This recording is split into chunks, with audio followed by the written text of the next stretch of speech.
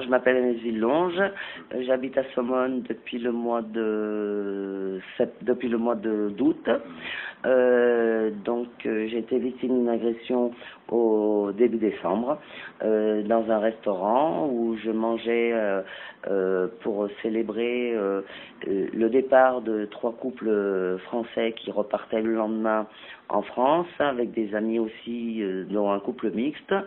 Et donc là, on était en toute démonstration en train de manger, et il s'est trouvé que vers 1 heure et demie, des gens ont surgi, une personne a surgi, donc nous on n'a pas pris ça véritablement comme quelque chose de sérieux. On l'a pris en sérieux quand il y a eu le premier coup de feu tiré. Après, derrière, ça a été très très vite, c'était une escalade de violence inouïe. Ça a été un moment que je pense j'oublierai jamais, qui m'a fait avancer, qui m'a fait grandir, qui m'a fait prendre conscience de beaucoup de choses.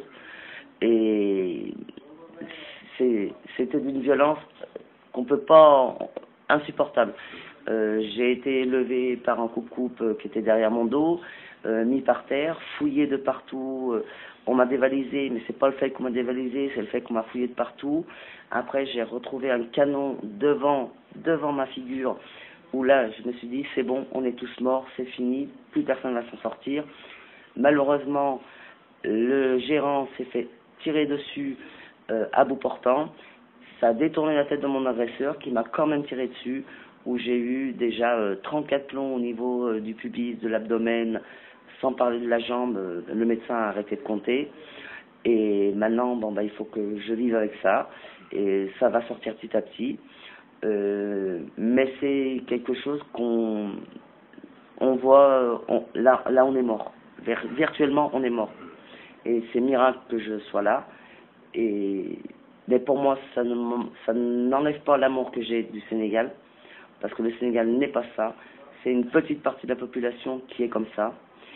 Mais c'est vraiment hyper traumatisant. Il faut vraiment, après se faire violence pour retourner sur les lieux. C'est ce que j'ai fait. Je suis reparti sur les lieux 15 jours après, parce que sinon, j'aurais jamais eu le courage d'y aller. Et même d'affronter le fait de pouvoir sortir la nuit. Parce que maintenant, j'arrive même plus à m'asseoir dos à une rue. Je me mets toujours dos au mur. Comme ça, je vois ce qui se passe devant, et je suis sûr que personne vient derrière. Voilà. Alors, quelle a été la réaction des autorités consulaires françaises? La réaction des autorités consulaires françaises, alors il y a une seule personne qui m'a aidé, c'est Monsieur Langlois. Le consulat a été en dessous de tout. Il a fallu pratiquement que je pleure ou que je sois morte. Ça aurait été peut-être plus simple pour eux, mais parce qu'ils m'ont jamais donné un coup de main. Il a fallu que je fasse des pieds et des mains. Ils ont été en dessous de tout. Il a fallu faire des pieds et des mains pour qu'éventuellement ils puissent daigner me faire une aide, daigner m'avancer un médicament, alors qu'on venait de me prendre une somme d'argent et que je n'avais pas les moyens, puisqu'on m'avait volé déjà 300 000 francs. Donc ils ont été en dessous de tout. Et il a fallu vraiment pendant 8 jours que moi je pleure.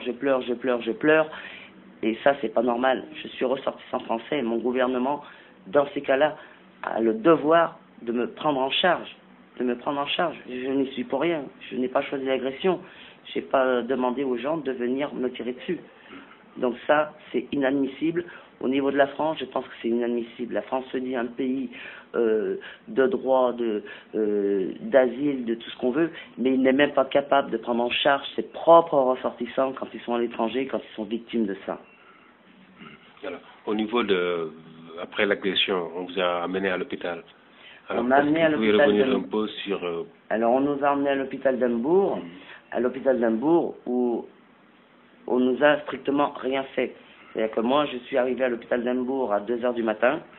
J'ai eu les premiers soins à 11h30 du matin. Et encore, on voulait pas me donner les soins, puisque il fallait que je fasse une échographie et une radio. On m'a dit qu'il fallait que je revienne 2 jours après, parce qu'il fallait 10 personnes pour déplacer soit le radiologue. Mais comme j'avais appelé mon ambassade, ils ont fait l'effort de faire venir le radiologue, qui m'a passé une radio. Mais j'aurais pu mourir devant la porte, c'était pareil. Il a fallu que moi je voulais pas payer mes soins, parce que j'estime que je ne suis pas responsable de ce qui m'était arrivé. Mais mon mari a été obligé d'avancer les sous et à payer les radios, les médicaments, à payer ce qu'il fallait payer. Moi, j'ai avancé aussi des sous pour le gérant, pour Jean-Marie, qui devait se faire opérer à 6 heures du matin, parce que lui, il avait les boyaux qui sortaient carrément du ventre. Et ça, c'est inadmissible. Mais je n'en veux pas spécialement à l'hôpital d'Hambourg. C'est les moyens qui manquent. C'est le gouvernement ici qui ne donne pas ni les moyens à la gendarmerie, ni les moyens médicaux, ni les possibilités aux gens de faire les choses correctement et d'exercer leur métier correctement. Voilà. Donc c'est pas... Les gens, ils font avec les moyens qu'ils ont. Ils font comme ils peuvent. Et ils n'en ont pas des moyens. Donc ça, c'est pas bien non plus. Merci.